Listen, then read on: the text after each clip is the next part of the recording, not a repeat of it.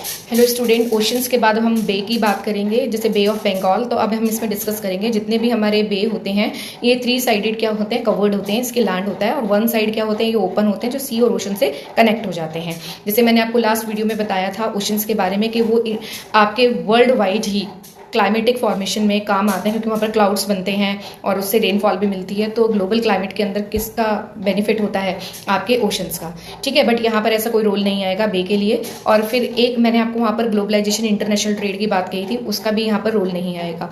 तो जो बे है ये एक स्मॉल वाटर बॉडी है और ये एक शेलो बॉडी है। ठीक है, ये एक स्मॉल बॉडी है और शेलो वाटर बॉडी है जो 3 साइडेड, इसमें क्या रहता है, आपके लैंड रहता है और 1 साइड से ये ओपन रहती है।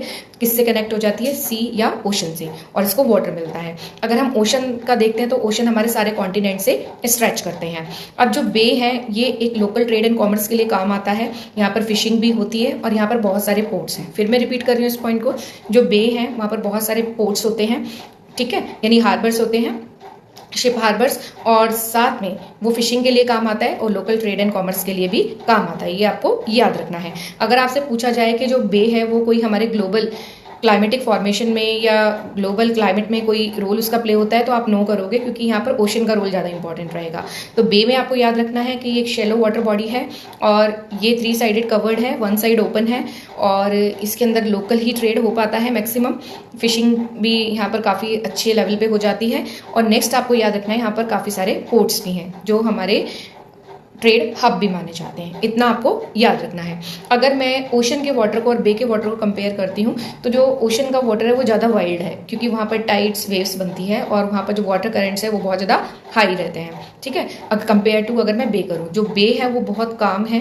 ठीक है, और वहाँ पर स्टेबिलिटी है, इसलिए वो फिशिंग लोग बहुत अच्छी तरीके से कर लेते हैं। एक तो आपको ये याद रखना है। फिर इसके बाद आपको ये भी याद रखना है कि अगर हम स्ट्रेच की बात करते हैं तो देखो जो बे है वो एक लिमिटेड साइज में है, वो मतलब कि अनलिमिटेड साइज में नहीं है। बट जो आपके ओशंस है वो अनलिमिटेड साइज में स्ट्रेच है, पता नहीं कितने किलोमीटर तक वो स्ट्रेच है और उनकी कोई बाउंड्रीज नहीं है। बट इनकी बे की क्या है, बाउंड्रीज है।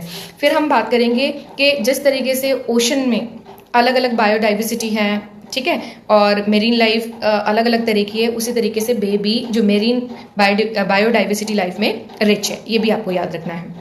फिर आपसे पूछा जाएगा कि जो बे है वो ज़्यादा बड़ी होती है या ओशन, तो आपको ये हमेशा याद रखना है कि अगर मैं डीपेस्ट की बात करूँ तो हमारे ओशन डीपेस्ट है और जो बे है वो शेलो है।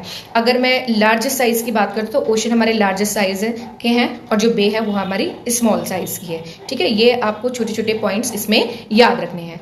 अगर मैं इंटरनेशनल ट्रेड की बात करती हूँ तो यहाँ पर ओशंस आएगा, अगर मैं लोकल ट्रेड की बात करती हूँ तो बे आएगा। ठीक है, यहाँ तक क्लियर हुआ?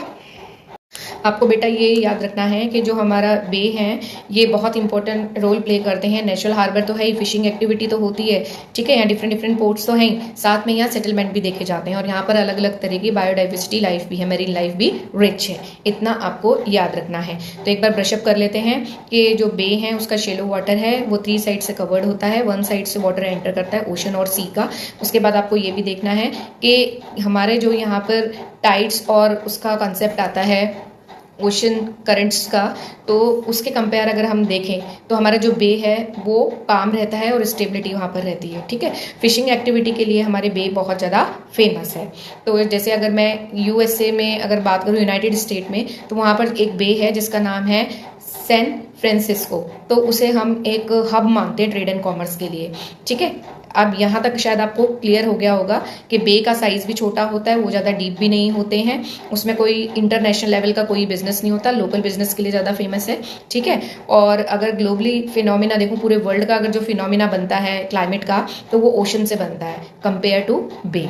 ठीक है, यहाँ तक क्लियर हुआ? और जितने भी आपके ओशन है वो कहाँ स्ट्रेच रहते हैं, किसके साथ, वो कॉन्टिनेंट के साथ रहते हैं। क्लियर हो गया? Thank you very much.